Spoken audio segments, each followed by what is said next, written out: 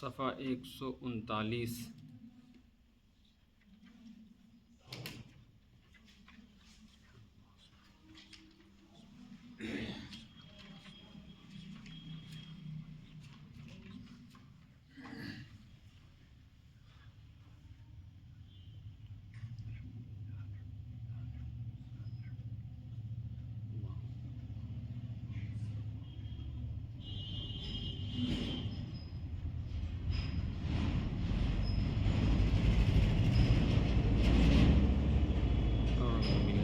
الشیطان الرجیم بسم اللہ الرحمن الرحیم وتلک حجتنا آتیناها ابراہیم علی قومه نرفع درجات من نشاء ان ربک حکیم علیم ووهبنا له اسحاق ويعقوب كلا هدينا ونوحا هدينا من قبل ومن ذريته داود وسليمان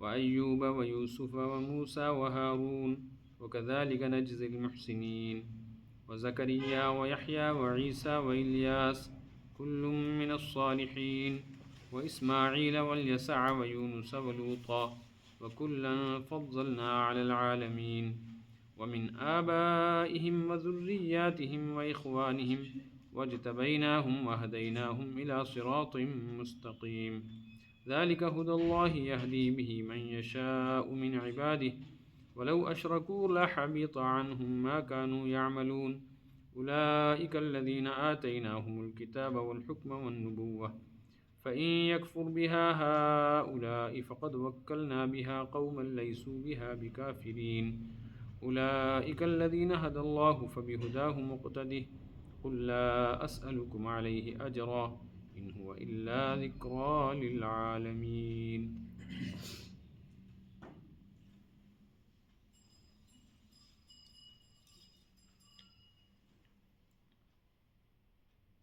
حضرت سیدنا ابراہیم علیہ السلام کا مبارک تذکرہ گزرا ہے کہ آپ نے توحید کے سلسلے میں جو دعوت اپنی قوم کے سامنے پیش کی اس میں دلائل کے ساتھ بات کی اور شرک کا اور کفر کا ابطال کیا ہے، ایسی دلیلوں کے ساتھ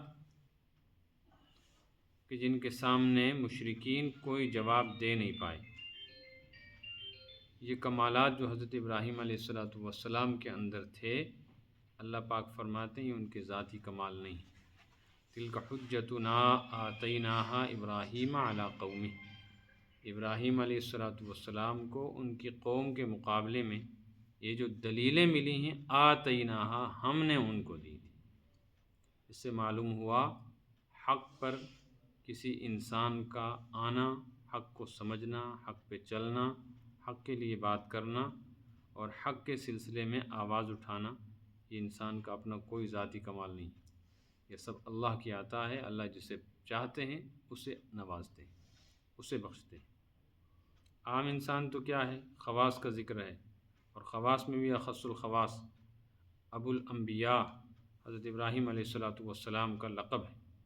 ابو الانبیاء کا مطلب ہے نبیوں کا باپ، چونکہ حضرت ابراہیم علیہ السلام کے اولاد میں کثرت سے انبیاء و مرسلین علیہ الصلوۃ والتسلیمات مبعوث ہوئے ہیں، اس لیے ان کو ابو الانبیاء کہا جاتا ہے۔ دوسری بات، قرآن پاک کی اور آپ صلی اللہ علیہ وسلم کی دعوت کا پہلا مخاطب وہ بندہ تھا جو مکہ میں رہنے والا ہو، اور ان میں بھی قریشی خاص طور پہ، اس لیے کہ آپ کو حکم تھا انذر عشیرتک الاقربین، اپنے قریبی خاندان والوں کو بات پہنچائیے۔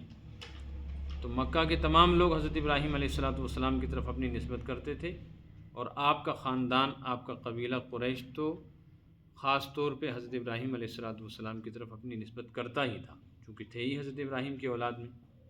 اس لیے وہ یہ سمجھتے تھے کہ ہم حضرت ابراہیم علیہ السلام کی طرف نسبت کرتے ہیں اپنی، وہ ہمارے آباء و اجداد میں ہیں، بزرگ ہیں، مکہ کی بیت اللہ کی تعمیر انہوں نے کی ہے، اور ان کی یادگار مقام ابراہیم یہاں موجود ہے۔ حجر اسود ان کے ذریعے سے مسجد خانہ کعبہ میں لگا تھا، تو یہاں ان کی تعمیر کے بعد سے اللہ کے بندے اور بندیاں آ کر طواف کرتے ہیں۔ تو ہماری ان کی طرف نسبت کرنا ہماری کامیابی کی اور حق پر ہونے کی دلیل ہے۔ اس کا رد کیا جا رہا ہے کہ تم تو اپنی نسبتیں حضرت ابراہیم کی طرف کرتے ہو، حضرت ابراہیم ہی کی اولاد میں تو محمد الرسول اللہ صلی اللہ علیہ وسلم ہیں۔ اب تمہارا نسبت کرنا صحیح ہے یا نہیں، اس کے لیے یہ ضروری ہے کہ تم دیکھو تمہاری بات ابراہیم علیہ السلام کی بات سے ملتی ہے کہ محمد صلی اللہ علیہ وسلم کی بات حضرت ابراہیم علیہ السلام کی بات سے ملتی ہے۔ اگر غور کر دو تو پتہ چلے گا کہ ابراہیم علیہ السلام تو شرک کے خلاف محاذ کھول کے بیٹھے تھے، اور انہوں نے ساری زندگی شرک کا بطلان کیا اور توحید کی بات کہی، اور تم مشرک ہو تو تمہارا حضرت ابراہیم کی طرف خاندانی نسبت کر لینا تمہاری نجات کے لیے کافی نہیں۔ نرفع درجات من نشاء، ہم جس کو چاہتے ہیں بڑے درجے دے دیتے ہیں، جسے چاہتے ہیں عزت دیں۔ ایسے حضرت ابراہیم علیہ السلام کو عزت دی تھی، تو اب محمد الرسول اللہ صلی اللہ علیہ وسلم کو مقام رفیع مل رہا ہے، تو اس پر تم لوگوں کو حسد کیوں، اس پر تم لوگوں کو اعتراض کیوں؟ ان ربک حکیم علیم، تمہارا رب جانتا ہے کب کیا کرنا ہے، اور اس کو سب خبر ہے کہ کس کے ساتھ کیا ہونا ہے۔ اس لیے یہ اللہ کی عطا ہے، اس میں حسد نہیں کرنا چاہیے، اس میں بغض نہیں ہونا چاہیے، بلکہ بات کو سمجھنا چاہیے کہ بات سمجھ کر اس کو قبول کریں۔ سمجھ نہ آتی ہو تو پھر سمجھنے کی کوشش کریں، اور تم تو ایسے ضدی ہو، ہٹ درم ہو کہ بات سمجھ میں آ جائے پھر بھی ماننے کو تیار نہیں ہوتے۔ اس کا نقصان کیا ہے؟ اس کا نقصان یہ ہے کہ حضرت ابراہیم علیہ السلام کے خاندان میں تو بہت سارے لوگ رہتے ہوں گے نا، ان کے باپ بھی تھے تو ماں بھی تھی، ان کا کوئی چاچا بھی ہوگا، کوئی ماموں بھی ہوگا، کوئی پھوپھا ہوگا، کوئی خالو ہوگا، کوئی دوسرا بھائی ہوگا، کوئی دادا ہوگا، پردادا ہوگا، وہ تو کسی کی نسل میں تھے نا۔ کسی کا نام کسی کو پتہ ہے؟ کوئی نہیں جانتا، سب کے نام و نشان ہی اللہ تعالیٰ نے چھپا دیے۔ کیوں؟ اس لیے کہ وہ حق پر نہیں تھے، خاندان مشرکوں کا تھا، اور جو حق پر تھا وہ تنے تنہا تھا، بظاہر کمزور تھا، گھر سے نکالا ہوا تھا، تو جو حالات ان کے ساتھ پیش آئے وہ محمد الرسول اللہ صلی اللہ علیہ وسلم کے ساتھ پیش آئیں۔ الولد سر لابی، عربی کا مقولہ ہے، بیٹا باپ کا کچھ نہ کچھ رازدار ہوتا ہے، کچھ نہ کچھ اثرات باپ کے بیٹے کے اندر ہوتے ہیں، کسی نہ کسی قدر شبیہ ہوتی ہے باپ کے بیٹے میں۔ تو دیکھو ہم نے حضرت ابراہیم کو پھر کیسے نوازا، وَوَهَبْنَا لَهُ اسحاق، ہم نے ان کو عطا کیا اولاد میں اسحاق۔ حضرت اسحاق حضرت ابراہیم کے بیٹے، بڑے بیٹے۔ اور دوسرے کون ہیں؟ حضرت اسماعیل علیہ السلام۔ حضرت اسماعیل علیہ السلام مکہ مکرمہ میں مقیم ہوئے تھے، ان کو آپ علیہ السلام نے مکہ میں لا کر ٹھہرایا تھا حضرت ہاجرہ کے ساتھ، وہ واقعہ سب کو معلوم ہے۔ تو حضرت اسماعیل کی اولاد میں آپ صلی اللہ علیہ وسلم ہیں، لیکن اور کوئی نبی نہیں۔ اور حضرت اسحاق جو ہے یہ ملک شام میں تھے، تو ان کی اولاد چلی آگے، ان کی اولاد میں ویعقوب، حضرت اسحاق کا بیٹا ہوا، ان کا نام ہے حضرت یعقوب، یہ بھی نبی ہوئے، اسحاق علیہ السلام بھی اور یعقوب۔ کلن ہدینا، ہم نے سب کو ہدایت دی، یعنی ہم نے راستہ بتایا، ورنہ کسی کو راستے کا آتا پتا؟ تو جب نبیوں کو ہم نے راستہ بتایا تو تم کیا چیز ہو، تم کو بھی تو ضرورت ہے کہ کوئی راستہ بتائے، ہم بتا رہے ہیں۔ وَنُوحًا هَدَيْنَا مِن قَبْلُ، اور حضرت ابراہیم سے پہلے نوح علیہ السلام کو بھیجا، یہ حضرت ابراہیم کے آباء و اجداد میں، باپ دادا جس کو کہتے ہیں، اپنے باپ نہیں، آباء و اجداد میں، دادا پر دادا کے، انہی کی حضرت نوح کی اولاد میں حضرت ابراہیم۔ تو حضرت ابراہیم کا ذکر کیا، ان کے آباء و اجداد کا بھی ذکر کیا، اور آگے بیٹوں کا بھی ذکر کیا۔ اس سے پتہ چلا آدمی میں اندر کمال ہونا، تو اس کمال کے ساتھ ساتھ اگر اس کے خاندان میں پیچھے کوئی نیک آدمی ہو، باپ ہو، ماں ہو، دادا ہو، دادی ہو، نانا نانی ہو، چاچا ہو، کچھ ہو، تو اس کی برکت بھی جمع ہو جاتی ہے، یہ فضیلت کی بات ہے۔ اس طرح اگر اولاد میں کوئی آدمی ایسا ہو، نیک ہو، صالح ہو، عالم ہو، فاضل ہو، متقی پرہیزگار ہو، ولی ہو، تو یہ نسبت بھی کام آتی ہے۔ نیر خالی کو کوئی نسبت حاصل نہیں ہوتی، جیسے ابو لہب ایک طرف تو حضرت ابراہیم کی اولاد میں ہے اور حضرت اسماعیل کی اولاد میں، ابو لہب کے باپ دادا میں بھی حضرت اسماعیل بھی ہیں اور حضرت ابراہیم بھی ہیں، اور حضرت نبی پاک صلی اللہ علیہ وسلم بھی چونکہ بھتیجے ہوئے تو چچا بھی، حدیث میں آیا العم سن الابی، چچا باپ جیسا ہوتا ہے، چچے کی حیثیت باپ نہ ہونے کی صورت میں باپ ہی کی طرح ہے۔ چاچا وارث ہے، ماما وارث نہیں ہے، خالو وارث نہیں ہے، چاچا وارث ہے، دادا وارث ہے، باپ وارث، باپ نہ ہو تو پھر وارث کون ہے؟ دادا، دادا نہ ہو تو چاچا۔ تو چچا ہوئے آپ صلی اللہ علیہ وسلم کے کون؟ ابو لہب. تو اس کا مطلب ہے ابو لہب کی ایک اعتبار سے اولاد ہوئی نا حضور صلی اللہ علیہ وسلم. تو ایک نسبت تو حضور کے ساتھ اور ایک نسبت حضرت ابراہیم اور حضرت اسماعیل کے ساتھ، لیکن خود کچھ نہیں تھا نا تو یہ نسبتیں کام نہیں آئیں، غارت ہو گئی. خود بھی ہونا چاہیے کچھ اپنے اندر. پھر یہ اوپر اور نیچے کی نسبتیں، باپ دادا کی اور اولاد کی نسبتیں، یہ بھی کام آتی ہیں. ان سے بھی فضیلت ملتی ہے، ان سے بھی عزت اور شرافت ملتی ہے، اس سے بھی فائدہ ہوتا ہے. وَنُوحًا هَدَيْنَا مِن قبل، اور حضرت نوح کو ہم نے ہدایت دی پہلے. حضرت ابراہیم سے پہلے کون تھے؟ حضرت نوح، ان کی اولاد. وَمِن ذُرِّيَّتِهِ، اور ان کی اولاد میں سے. کس کی اولاد میں سے؟ نا حضرت ابراہیم کی اولاد میں سے. پھر حضرت ابراہیم کی اولاد چلی نا، حضرت اسحاق پیدا ہوئے، حضرت یعقوب ہوئے، حضرت یعقوب کی اولاد میں حضرت یوسف ہوئے، اس طریقے سے آگے چلی نسل. تو پھر حضرت داؤد، و داود سلیمان، دوسرے حضرت سلیمان، و ایوب و یوسف و موسیٰ و ہارون، یہ نام ذکر کیے. حضرت ابراہیم کی اولاد میں حضرت اسحاق، ان کے بیٹے حضرت یعقوب، اور باپ دادا میں حضرت نوح. اور پھر حضرت ابراہیم کی آگے چل کے نسل میں آئے نبی، ایک داؤد علیہ السلام، سلیمان علیہ السلام، یہ باپ بیٹا ہیں. داؤد باپ ہیں اور سلیمان بیٹے. ان کا تفصیلی واقعہ 23ویں پارے میں سورہ صاد میں آ رہا ہے. وہ ایوب، اور حضرت ایوب علیہ السلام، و یوسف، اور حضرت یوسف علیہ السلام جو حضرت یعقوب علیہ السلام کے بیٹے ہیں. اور حضرت موسیٰ اور حضرت ہارون، یہ دونوں بھائی ہیں. حضرت موسیٰ بھی اور حضرت ہارون بھی دونوں نبی ہیں. ان کا بار بار پیچھے تذکرہ گزرا ہے بنی اسرائیل کے ذکر میں. یہ سب کے سب انبیاء جو ہیں من ذریتی، حضرت ابراہیم کی اولاد میں. وکذالک نجزی المحسنین، ایسے ہی نیکوکاروں کو ہم بدلہ دیتے ہیں. حضرت ابراہیم جیسے نیکوکار تھے نا، تو اولاد بھی ایسی ہی ملی کہ اولاد میں انبیاء آئے، اولیاء آئے، مشائخ آئے.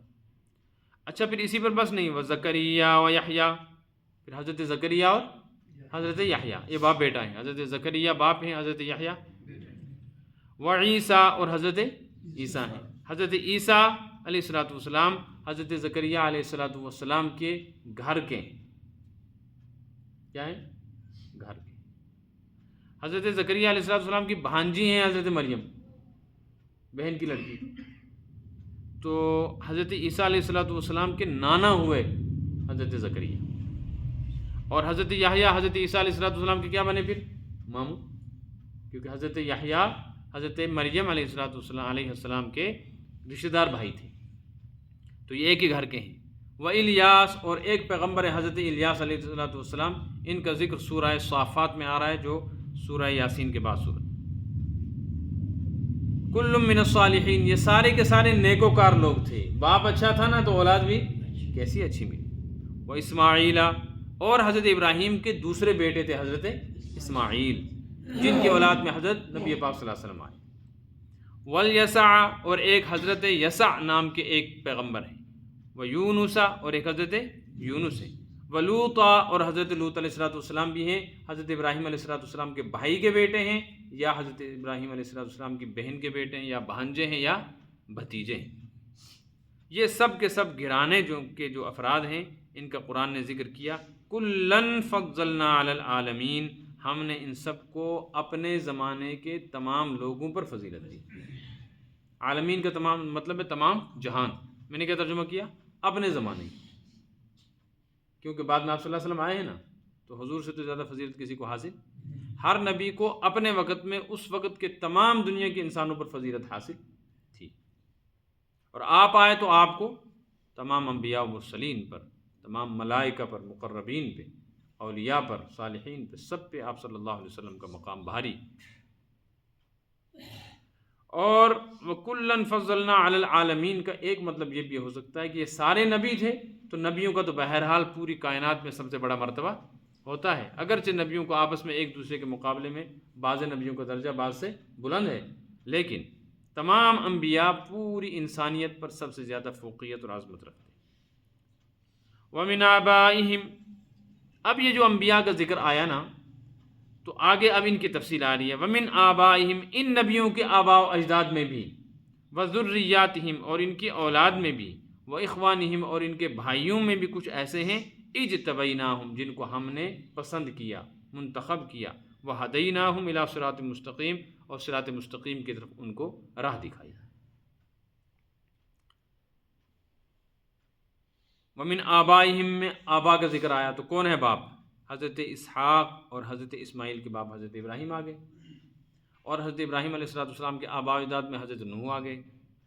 اسی طرح حضرت سلیمان علیہ السلام کے والد حضرت داؤد آگئے، اور اس طرح حضرت یحییٰ کے والد حضرت زکریہ آگئے، حضرت یوسف کے والد حضرت یعقوب آگئے، حضرت یعقوب کے والد حضرت اسحاق آگئے۔ یہ جو سلسلہ ہے نا، یہ میں نے نبیوں والا ذکر کیا۔ ومن ذریاتہم، اور اولاد میں بھی تھے۔ اولاد میں کون؟ جیسے حضرت ابراہیم کی اولاد میں آئی۔ و اخوانہم، اور کچھ بھائی بھی تھے، جیسے حضرت موسیٰ کے بھائی کون بنے؟ حضرت ہارون، وہ بھی نبی۔ اور حضرت یحییٰ کے بھائی کون بنے؟ بھانجے، بھتیجے، بھانجے کون بنے؟ حضرت عیسیٰ علیہ السلام۔ تو ایک اعتبار سے تمام انبیاء نبوت میں شریک ہونے کی وجہ سے ایک دوسرے کے بھائی ہیں، جیسے تمام مسلمان اور اہل ایمان ایمان اور اسلام کی نسبت پہ آپس میں ایک دوسرے کے ساتھ بھائی بھائی کا رشتہ رکھتے ہیں۔ ذالک ھدی اللہ، یہ اللہ کی طرف سے ہدایت ہے۔ یہدی بہ من یشاء من عبادی، جسے اللہ چاہتا ہے یہ ہدایت عطا فرما دیتا ہے، اس پر کسی کو اعتراض کا حق نہیں۔ محمد صلی اللہ علیہ وسلم کو اللہ نے اس ہدایت سے نوازا ہے کہ ان کو بھی یہ نبوت اور رسالت مل گئی، تو اب مکہ کے لوگوں کو یا آس پاس والے لوگوں کو نہ حسد کرنی چاہیے، نہ شک کرنا چاہیے۔ جو بات یہ لے کر آئے ہیں وہ نئی نہیں ہے۔ تم خود نسبت کرتے ہو اپنی حضرت ابراہیم کی طرف، حضرت اسماعیل کی طرف، وہ بھی تو یہی بات کہتے تھے۔ کوئی نئی بات ہوتی تو پھر تم کو شک ہوتا۔ لیکن کیا کیا پھر؟ اتنا سب کچھ بیان کر کے بھی شرک سے باز نہیں آئے۔ تو اللہ فرماتے ہیں شرک اتنی خطرناک چیز ہے، تم شرک کر کے کہتے ہو ہم حضرت ابراہیم کی اولاد ہیں تو بچ جاؤ گے۔ وَلَوْ أَشْرَكُوا، یہ نبی بھی اگر بفرض محال شرک کر لیتے، تم تو کیا چیز ہو؟ لَحَبِطَ عَنْهُمْ مَا كَانُوا يَعْمَلُونَ، ان کے سارے عمل اللہ برباد کر کے رکھ دیتے۔ یہاں انبیاء کی طرف ما كانوا يعملون کی نسبت ہے کہ نبیوں کی جو محنتیں ہوتی ہیں نا، ان کی جو قربانیاں ہوتی ہیں، اللہ بچائے شرک اتنا خطرناک گناہ ہے کہ اگر نبی بھی کر نہیں سکتا، مان لو نبی سے بھی ایسا گناہ ہو جائے تو نبی کی بھی معافی نہیں ہے، تو تمہاری تو کیا حیثیت ہے؟ جس سے معلوم ہوا شرک کتنا خطرناک گناہ ہے۔ اللہ تعالی ہم سب کو شرک سے بچائے۔ اچھا، شرک بڑا خطرناک ہے۔ یہاں بیچ میں میرے ذہن میں ایک بات آئی، سننے کام کی، بھول گیا تھا بہت دنوں سے، اس وقت یاد آئی۔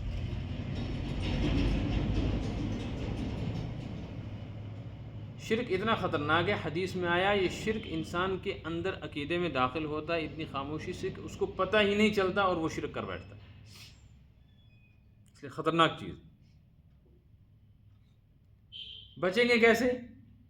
اس کے لیے ضروری ہے کہ شرک کی قسمیں سنیں، سمجھیں اور ان چیزوں سے بچنے کی کوشش کریں۔ عقیدہ سمجھیں، توحید کس کو کہتے ہیں، اس پر کافی بات ہو چکی ہے الحمدللہ پیچھے۔ شرک کس کو کہتے ہیں، شرک کی کتنی قسمیں ہیں؟ شرک فی الذات ہے، شرک فی الصفات ہے، پھر شرک فی الصفات کی پتہ نہیں کتنی ساری قسمیں ہیں۔ شرک فی العلم ہے، شرک فی الاختیار ہے، شرک فی القدرت ہے، بہت ساری قسمیں شرک۔ شرک فی الذات، اللہ کی ذات میں شریک ٹھہرانے والا یا تو عیسائی ہے یا یہودی ہے، ہندو نہیں۔ ہندو شرک فی ذات نہیں کرتا۔ شرک فی ذات کا مطلب ہے کہ دو خدا یا دو سے زیادہ، ایک سے زیادہ خدا مانو۔ یہ صرف مانتے ہیں یہودی اور عیسائی۔ یہودی حضرت عزیر کو اللہ کا بیٹا کہتے ہیں، عیسائی حضرت عیسیٰ علیہ السلام کو اللہ کا بیٹا کہتے ہیں۔ تو اللہ کا بیٹا کہا تو اللہ کی ذات میں شریک مانا نا، یہ تو یہ کرتا۔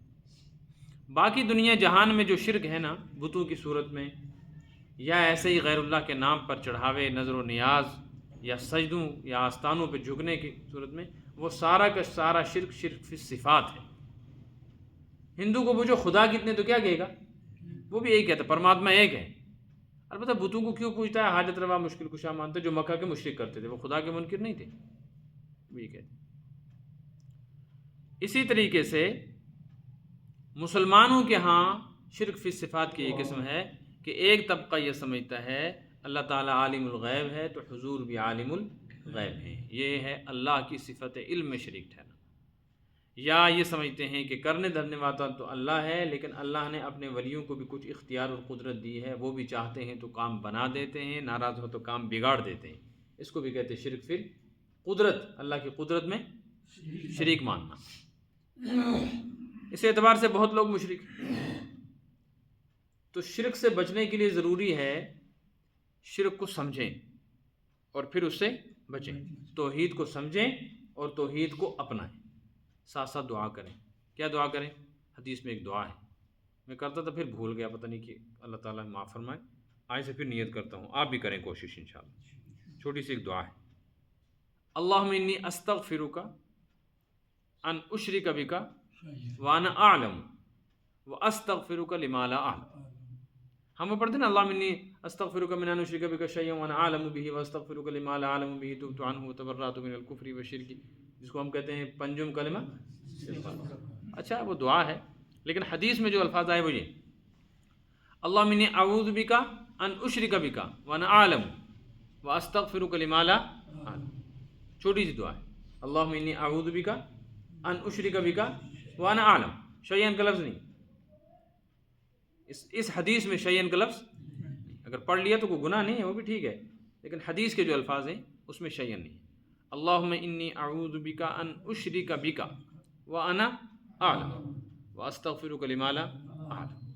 حدیث شریف میں آئے کہ جو آدمی یہ کہے تو اس کے اندر جو چھوٹا بڑا جیسا بھی شرک ہے نا، اللہ سارا معاف کر دیتا ہے۔ تو ہمیں تو پتہ نہیں شرک کس کس طریقے سے اندر آتا ہے، اس لیے اگر ہر نماز کے بعد ایک دفعہ پڑھ لیں یا صبح شام 3 دفعہ پڑھ لیں تو اللہ تبارک و تعالیٰ اس دعا کی برکت سے اور آپ صلی اللہ علیہ وسلم کے فرمان مبارک کی برکت سے شرک سے بچا لے گا۔ اور جہاں سمجھ میں نہیں آئے گی، غلطی ہو جائے گی، درگزر ہو جائے گی، کیونکہ کرنا نہیں چاہتے، غلطی سے کچھ ہو جائے، اللہ معاف فرمائے۔ تو اس کو دہرائیں، اللہم انی اعوذ بک ان اشرک بک وانا اعلم واستغفرک لما لا اعلم، اللہم انی اعوذ بک ان اشرک بک وانا اعلم واستغفرک لما لا اعلم۔ ترجمہ اس کا یہ ہے، یا اللہ میں تیرے ساتھ شریک ٹھہرانے سے تیری پناہ چاہتا ہوں کہ مجھ کو پتہ ہو شرک کیا ہے اور پھر بھی میں کیا کروں، شرک، اس سے میں تیری پناہ چاہتا ہوں کیونکہ میں خود نہیں بچ سکتا۔ وَأَسْتَغْفِرُكَ لِمَا لَا أَعْلَمُ، اور جس کا مجھے پتہ ہی نہیں اور غلطی سے شرک ہو جائے تو اس پر میں تجھ سے معافی مانگتا ہوں۔ جب بندہ اللہ سے مانگتا رہے گا تو اللہ تبارک و تعالیٰ بچا بھی کریں گے انشاءاللہ۔ میرے لیے بھی دعا کریں، اللہ مجھے بھی توفیق بخشے۔ وَلَوْ أَشْرَكُوا، اگر یہ مقدس جماعت بھی خدا نہ خواستہ شرک کر بیٹھے، کر نہیں سکتی لیکن کر بیٹھے، لَحَبِطَ عَنْهُمْ مَا كَانُوا يَعْمَلُونَ، شرک ایسا گناہ ہے کہ ان کی بھی ساری محنت برباد ہو جائے۔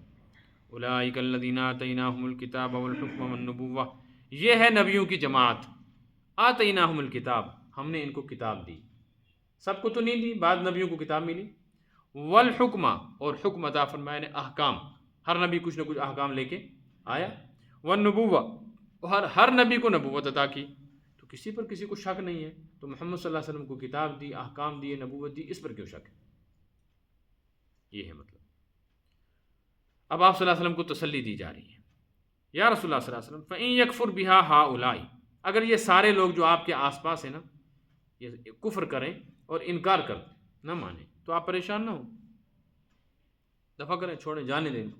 فَقَدْ وَكَّلْنَا بِهَا قَوْمًا، ہم نے ایک اور جماعت بھی تیار کر رکھی ہے، لَيْسُوا بِهَا بِكَافِرِينَ، وہ انکار کرنے والے نہیں ہوں گے۔ وہ کون تھے؟ حضرات صحابہ، انہی لوگوں میں صحابہ بھی تھے نا، تو اگر کچھ لوگ بھاگ رہے ہیں تو بھاگنے دیں، کچھ وہ بھی ہیں جو ساتھ دیں گے، کچھ اگر شرک پر جمے ہوئے ہیں تو جمنے دیں، نہیں مانتے، کچھ وہ بھی ہیں جو توحید پر اپنی جان قربان کریں گے۔ اور اللہ کا فضل ہے کہ پھر اب قیامت تک حضور صلی اللہ علیہ وسلم کی امت جب تک مقدر ہوگا رہے گی اور حضور صلی اللہ علیہ وسلم کے مشن کو لے کے چلے گی۔ مشرکین مکہ نے نہیں مانا، یہود مدینہ نے نہیں مانا، تو کیا فرق پڑا؟ آپ صلی اللہ علیہ وسلم کی بات آج بھی ہے، اور آپ کی ذات آج بھی ایمان والوں کو کائنات میں سب سے زیادہ محبوب ہے۔ اولئک الذین ھدی اللہ، وہ لوگ ہیں جن کو اللہ نے ہدایت دی۔ انبیاء کو کس نے ہدایت دی؟ تو محمد صلی اللہ علیہ وسلم کو پیغام کس نے پہنچایا؟ اللہ نے۔ اپنی ذاتی بات تو کچھ ہے نہیں۔ فبہداہ مقتدی، یا رسول اللہ آپ ان کو چھوڑ دیں، انہی کے طریقے پہ چلیں۔ کن کے طریقے پہ؟ ان نبیوں کے جو آپ سے پہلے۔ اب یہاں ایک سوال ہے کہ پہلے نبیوں کے طریقے پر چلنے کا کیا مطلب ہے؟ اس لیے کہ سب کی شریعت میں الگ الگ احکام تھے. حضرت موسیٰ کے ہاں 2 نمازیں تھیں، ہم پر کتنی ہیں؟ 5 ہیں. اس کا مطلب یہ دین کے سلسلے میں نبی ایک دوسرے کے ساتھ ہیں. دین ہے توحید، رسالت اور آخرت. عقیدہ سب کا ایک ہے. احکام میں فرق ہو سکتا ہے، اس شریعت کے احکام باقی شریعتوں سے الگ ہیں، لیکن یہ جو فرمایا اولئک الذین ھدی اللہ، یہ نبی ہیں جن کو اللہ نے ہدایت دی، فبہداہ مقتدی، آپ انہی کی ہدایت پر رہیں. ان کی ہدایت پر رہنے کا مطلب ہے انہی کے طریق پر جمے رہیں، ڈٹے رہیں، گھبرائیں نہیں، پریشان نہ ہوں، دل تنگ نہ ہوں، اور ان لوگوں کے مقابلے میں صبر کرتے رہیں، بس آپ کامیاب ہوں گے. قل لا اسألکم علیہ اجرا، بلکہ کھل کے زور سے یہ اعلان بھی کر دیجیے آپ، لا اسألکم علیہ اجرا، مجھے تم سے اپنی اس محنت اور دعوت پر کوئی وظیفہ نہیں چاہیے، کوئی تنخواہ نہیں چاہیے، کوئی نظر و نیاز چڑھاوا نہیں چاہیے. اچھا، نبیوں کا طریق یہی رہا، نبیوں کا طریق یہی رہا. دیکھو آپ، میرے ذہن میں ایک آیت آئی، 12واں پارہ، میرے ذہن میں کیا ہے، اللہ نے آیت ڈالی ہے.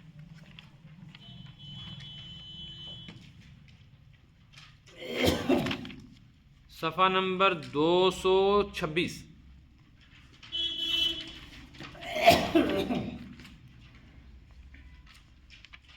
صفحہ نمبر 226 بالکل شروع میں ہے. وَيَا قَوْمِ لَا أَسْأَلُكُمْ عَلَيْهِ مَالًا.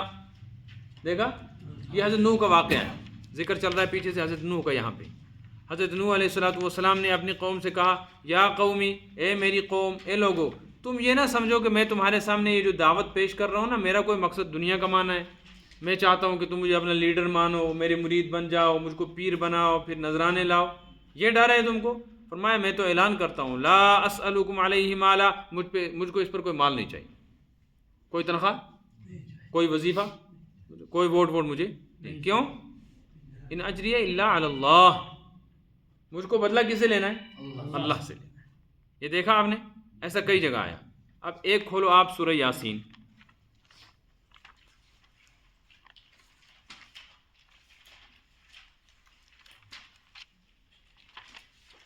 صفحہ نمبر 441، 441 نہیں، صفحہ نمبر 442، 442.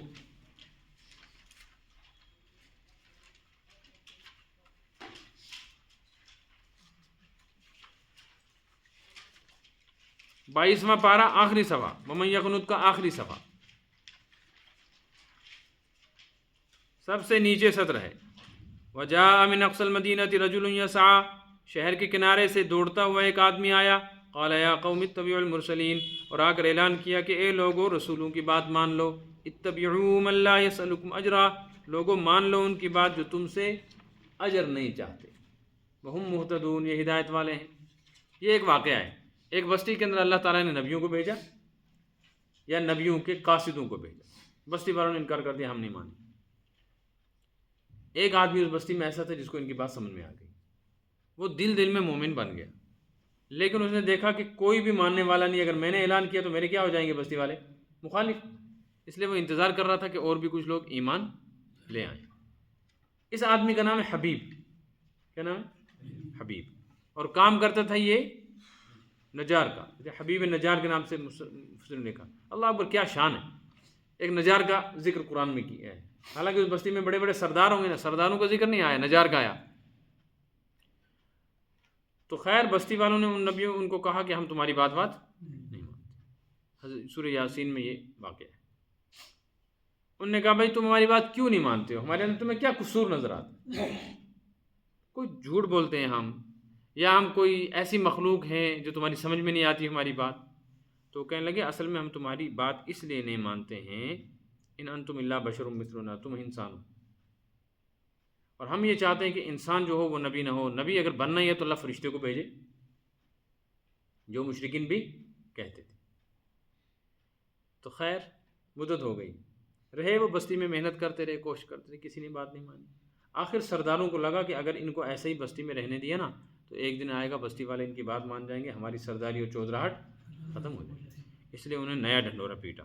لوگوں کو کہا جب سے یہ آئے ہیں نا یہ درویش یہاں، تب سے بارش نہیں ہو رہی ہے، فصل بھی کم ہو گئی ہے، حالات بھی خراب ہو گئے. تو ان کی نحوست علیاذ باللہ پڑی ہے، ان کو بستی سے نکالو. قرآن کہتا ہے قالوا انا تطیرنا بکم، قرآن کہتا ہے وہ کہنے لگے تطیرنا بکم، ہم کو تم سے بدشگونی ہے، ہم تم کو نحس سمجھتے ہیں، لئن لم تنتہوا، اگر تم باز نہیں آئے اپنے باتوں سے، لنرجمنکم، ہم تم کو مار دیں گے، ولیمسنکم منا عذاب علیم، سخت سزا دی۔ قالوا طائرکم معکم، ان نبیوں نے کہا خدا کے بندو نحوست تو خود تمہاری ہے، ہماری کیا نحوست پڑی کہ ہم اللہ کی بات کہہ رہے ہیں۔ بس اس پر غصہ آ گیا اور بستی والوں نے، چودھریوں نے کہا ان کو قتل کر دو۔ یہ 3 آدمی تھے، کتنے؟ قرآن میں آیا فعززناہ بثالث، 3 ہو گئے تھے، ان تینوں کو مار دو۔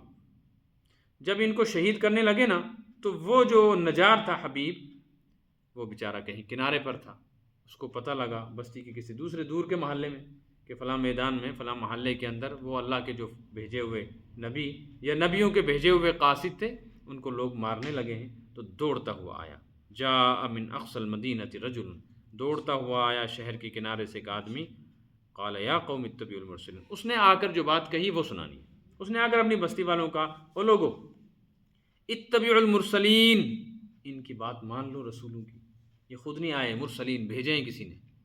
پھر اگر یہ ہم سے کچھ مانگتے نا کہ کھانا دے دو، زمین دے دو، مکان دے دو، کپڑے دے دو، رشتے دے دو، تنخواہ دے دو، وظیفہ دے دو، تو ہمیں شک ہو سکتا تھا کہ بیچارے ضرورت مند ہیں۔ اب یہ پیری شروع کی ہے اور ان نے کیا شروع کر دیا؟ کاروبار۔ اتبعوا من لا یسألکم اجرا، ان کی بات مان لو، یہ تو تم سے اجر نہیں مانگتے، وہم مہتدون، اور خود ہدایت پر۔ اس سے معلوم ہوا کہ جو اہل حق ہوتے ہیں نا وہ بے لوث ہو کر اللہ کے دین کا کام کرتے ہیں۔ اب سوال ہے کہ جب ہمیشہ یہ کرتے تھے، آج کل کے مولوی کیوں تنخواہ لیتے ہیں اور امام کیوں لیتا ہے تنخواہ؟ پہلے دیکھو کہ آپ لوگ جو اماموں کو دیتے ہو کیا وہ تنخواہ ہے؟ یہ تنخواہ ہے؟ گورنمنٹ کم سے کم تنخواہ کیس کو دیتا ہے؟ ریٹ گورنمنٹ لگاتی ہے نا، زمین کی ریٹ لگاتی ہے گورنمنٹ کے نہیں، تو ملازم کی ریٹ کون لگائے گا؟ تو کم سے کم کتنی؟ 40,000 30,000، اور امام کو کیا دے رہے ہیں؟ 5,000 10,000 12,000۔ اور گورنمنٹ کہتی ہے نہیں، ہم جس کو رکھیں گے نا اس کو ہم ریٹائرمنٹ تک رکھیں گے اور بعد میں بھی کچھ دیں گے، اور آپ کہتے ہیں مولوی صاحب ایک ہی سال کے لیے 5,000 6,000 روپے ہم دے رہے ہیں، پھر ہم چلا ہم دوسرے کو لائیں گے۔ اس کا مطلب ہے یہ کوئی تنخواہ ونخواہ نہیں ہے۔ اچھا خیر، یہ الگ ایک مسئلہ ہے کہ اس دور میں فقہاء نے جو اجازت دی ہے، یہ اجازت اصل میں امامت کی تنخواہ نہیں، امامت کی تنخواہ نہیں، قرآن پڑھانے کی تنخواہ، تبلیغ کی تنخواہ نہیں، بیان